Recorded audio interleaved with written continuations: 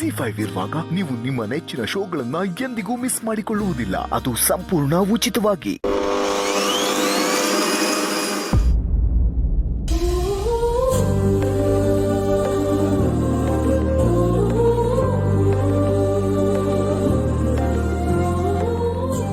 ಸದ್ಯ ಆ ಹಾಳಾದ್ರುಕ್ಕೂ ಇಲ್ಲ. ಬಾಲ ಒಬ್ನೇ ಇದ್ದಾನೆ. ಹೇಗಾದ್ರೂ ಮಾಡಿ ಅವನ್ ಮನ್ಸು ಚೇಂಜ್ ಮಾಡ್ಬೇಕು, ನೆಮ್ಮದಿಯಾಗಿ ಮಾತಾಡ್ಬೇಕು.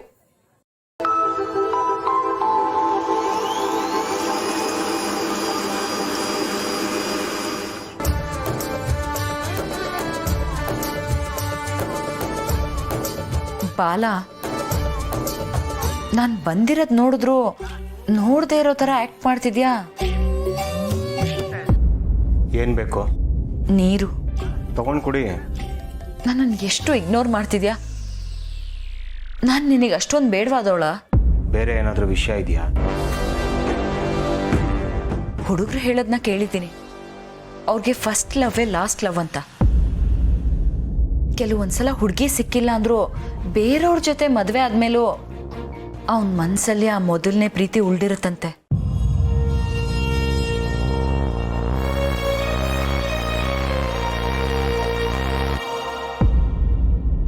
ನಿನ್ನ ಲೈಫಲ್ಲಿ ನನಗೆ ಜಾಗನೇ ಇಲ್ವಾ? ನಾನೇ ಅಲ್ವಾ ನಿನ್ನ ಮೊದಲನೇ ಪ್ರೀತಿ? ಏನ್ ಬೇಕು ನಿನಗೆ? ನೀನು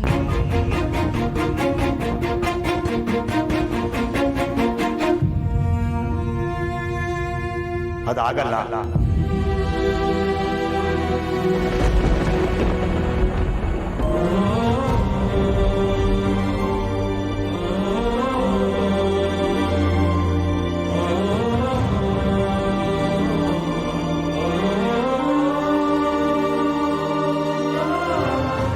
ಇಷ್ಟೊಂದು ಕಟುವಾಗ್ಬೇಡ ಬಾಲ.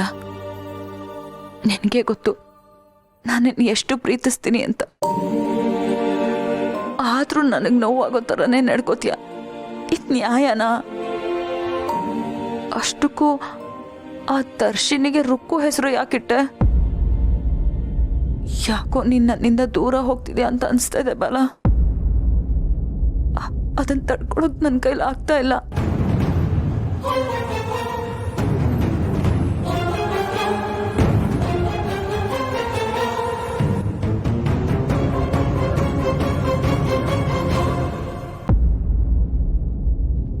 ಸರಿ, ನಾನು ಹಗ್ ಮಾಡಬೇಡ, ನನಗಿಷ್ಟ ಆಗಲ್ಲ. ಅದು ಅಲ್ಲದೆ ರುಕ್ಕು ನೋಡಿದ್ರೆ ಬೇಜಾರು ಮಾಡ್ಕೋತಾಳೆ. ಬಾಲ ನೋಡು, ನಾವ್ ಯಾರನ್ನ ಪ್ರೀತಿಸ್ತೀವಿ ಅನ್ನೋದಕ್ಕಿಂತ ನಮ್ಮನ್ನ ಯಾರು ಪ್ರೀತಿಸ್ತಾರೋ ಅವ್ರ ಜೊತೆ ಇರೋದು ಒಳ್ಳೇದಂತ. ನಾನು ಈಗ ಅದನ್ನೇ ಮಾಡ್ತಿರೋದು. ದಯವಿಟ್ಟು ನನ್ನ ರುಕ್ಕು ತಂಟೆಗೆ ನೀನು ಬರಬೇಡ.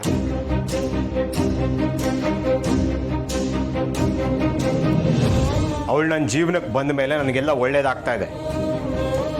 ಅವಳನ್ನ ಕಳ್ಕೊಳ್ಳೋದಕ್ಕೆ ನಾನು ಇಷ್ಟಪಡಲ್ಲ. ಏನಂದೆ ನೀನು? ರುಕ್ಕು ಹೆಸರು ಏನಕ್ಕಿಟ್ಟೆ ಅಂತ ಅಲ್ವಾ? ಅವಳ ಬಗ್ಗೆ ನಾನು ಇಷ್ಟು ಹೇಳಿದ ಮೇಲೆ ನಿನಗೆ ಗೊತ್ತಾಗಿರುತ್ತೆ ಅಂತ ಅನ್ಕೋತೀನಿ, ಕಾರಣ ಏನು ಅಂತ. ಬಾಲ ಪ್ಲೀಸ್ ಹಾಗೆಲ್ಲ ಹೇಳ್ಬೇಡ. ನನ್ನಿಂದ ಇದನ್ನ ಕೇಳಕ್ಕಾಗಲ್ಲ.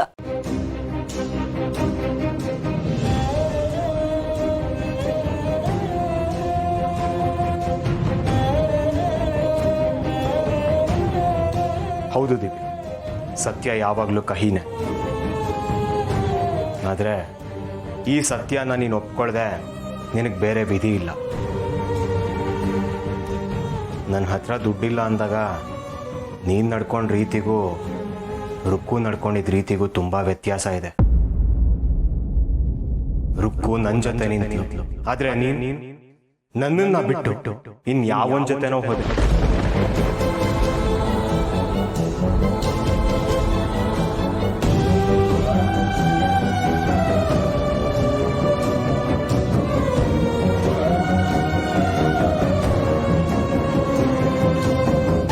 ಇವಾಗೇನು ರುಕ್ಕು ದರ್ಶಿನಿ ಅನ್ನೋ ಹೆಸರು ಚೇಂಜ್ ಮಾಡ್ತೀಯೋ ಇಲ್ವೋ? ಆಗಲ್ಲ.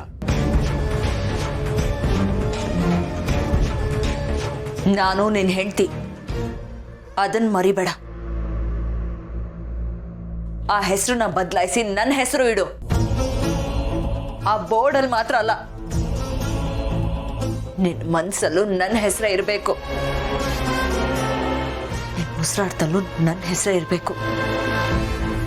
ದಿವ್ಯಾ, ಪ್ರೀತಿನ ಬಲವಂತದಿಂದ ಪಡ್ಕೊಳ್ಳೋದಕ್ಕಾಗಲ್ಲ. ಪ್ರೀತಿಯಿಂದ ಕೇಳ್ದಾಗ ಸಿಗದೆ ಹೋದ್ರೆ ಅದನ್ನ ಕಿತ್ಕೋಬೇಕಾಗತ್ತೆ. ಆಯ್ತು, ನೀನು ಹಠ ಸಾಧಿಸು, ಆದರೆ ನೀನು ಅನ್ಕೊಂಡಿದ್ದು ಯಾವುದು ಆಗಲ್ಲ ಅನ್ನೋದನ್ನ ಮಾತ್ರ ಮರಿಬೇಡ.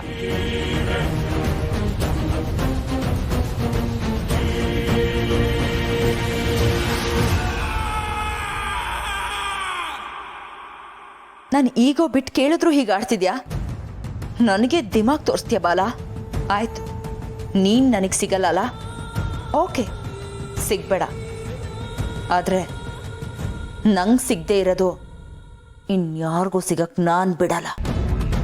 ಅದಕ್ಕೇನು ಮಾಡಬೇಕು ಅಂತ ನನಗೂ ಚೆನ್ನಾಗಿ ಗೊತ್ತು.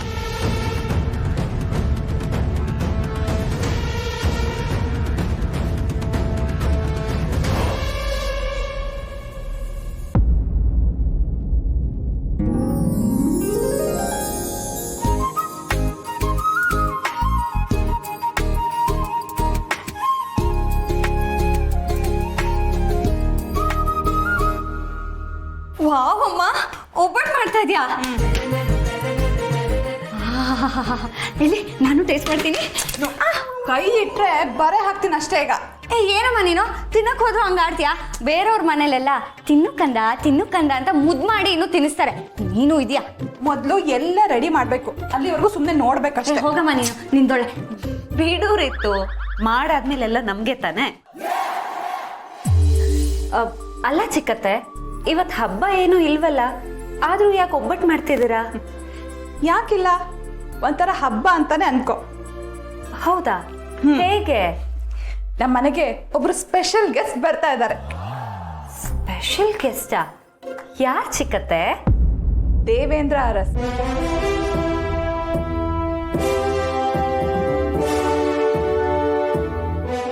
ದೇವೇಂದ್ರ ಅರಸ? ನಾನಂತೂ ಈ ಹೆಸರನ್ನ ಫಸ್ಟ್ ಟೈಮ್ ಕೇಳ್ತಾ ಇದ್ದೀನಿ. ರಿತು, ನಿನಗ್ ಗೊತ್ತಾ? ಅಫ್ಕೋರ್ಸ್ ಗೊತ್ತು ಅದಕ್ಕೆ. ಅಮ್ಮ, ದೇವೇಂದ್ರ ಅಂಕಲ್ ನಿಜವಾಗ್ಲೂ ಮನೆಗೆ ಬರ್ತಾ ಇದಾರಾ? ಯಾವಾಗ ಬರ್ತಾ ಇದಾರೆ? ಹೌದು ರೀತು, ಬರ್ತಾ ಇದ್ದಾರೆ. ಅದಕ್ಕೆ ಅಕ್ಕ ಮತ್ತೆ ಭಾವಂದು ಆರ್ಡರ್ ಆಗಿದೆ. ಅವ್ರಿಗೆ ನಮ್ಮನೆ ಹೊಳಗಿದ್ರು ತುಂಬಾ ಇಷ್ಟ ಅಲ್ವಾ, ಅದಕ್ಕೋಸ್ಕರ ಮಾಡ್ತಾ ಇದೀವಿ. ಹೌದು ಅಮ್ಮ, ಅಂಕಲ್ನ ನೋಡಿ ಎಷ್ಟು ವರ್ಷಗಳಾಗೋಗಿತ್ತು ಗೊತ್ತಾ? ಒಂದ್ ನಿಮಿಷ, ನೀವಿಬ್ರೆ ಮಾತಾಡ್ತಿದ್ರೆ ಅವ್ರು ಯಾರು ಅಂತ ನನಗೆ ಹೆಂಗ್ ಗೊತ್ತಾಗೋದು? ದೇವೇಂದ್ರ ಅರಸ್ ಅವರು ಭಾವನ್ ಮೊದಲನೇ ಬಿಸ್ನೆಸ್ ಪಾರ್ಟ್ನರ್. ಬಿಸ್ನೆಸ್ ಪಾರ್ಟ್ನರ್ ಅನ್ನೋದಕ್ಕಿಂತ ಅವರಿಬ್ರು ಒಳ್ಳೆ ಸ್ನೇಹಿತರು. ಆಮೇಲೆ ನಮ್ಮ ಫ್ಯಾಮಿಲಿ ಫ್ರೆಂಡು ಆಗೋದ್ರು. ನಮ್ಮ ಕಂಪನಿ ಈ ಮಟ್ಟಕ್ಕೆ ಬೆಳೆಯೋದಕ್ಕೆ ಅವರೇ ಮುಖ್ಯವಾದ ಕಾರಣ. ZEE5 ಆಪ್ ಡೌನ್ಲೋಡ್ ಮಾಡಿ ಎಲ್ಲಾ ಸಂಚಿಕೆಗಳನ್ನು ಸಂಪೂರ್ಣ ಉಚಿತವಾಗಿ ನೋಡಿ.